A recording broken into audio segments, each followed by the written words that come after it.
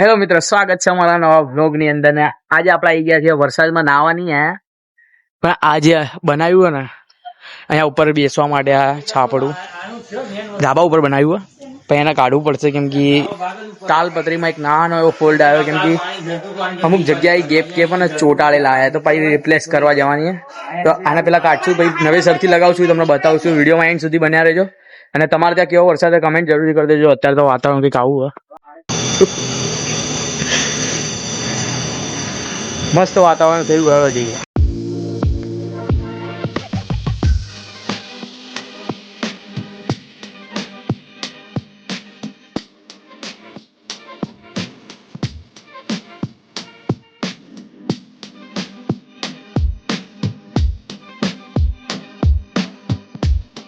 અહીંયા આપણું તૈયાર થઈ ગયું જો કમ્પ્લીટ તમને દેખાતું હશે.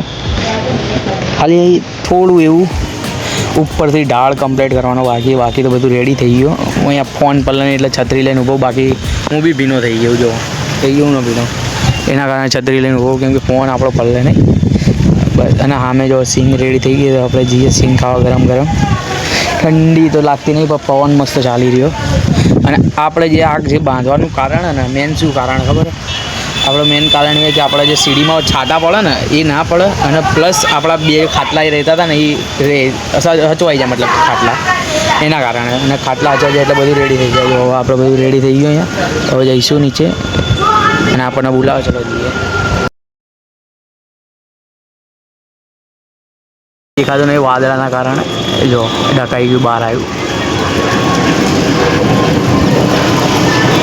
તો ફાઇનલી સીડી ભીની ના થાય એવી રીતે આપણે જે તાલપત્રી લગાવી નથી લગાવવાની હતી એ લગાવી દીધી. જો આવી રીતે કંઈક લગાવીએ તમને બતાવું ઉપરથી. જો આ કમ્પ્લીટ રેડી થઈ ગયા આમથી લઈને આમ સુધીની.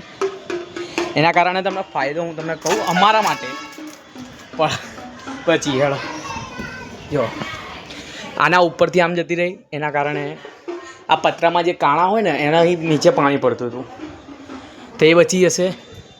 પ્લસ કાંઈ ગયા ખાટલા આ બાજુવાળાને ત્યાં ખાટલા મૂક્યા અહીંયા. હવે અહીંયા આરામથી રહી શકે, નકર શું પાટી ભીની થઈ જાય ને તો બગડી જાય એટલા કારણે. અને અત્યારે તો વરસાદ એકદમ ધીમો થઈ ગયો એટલે વાંધો નહીં આવતો.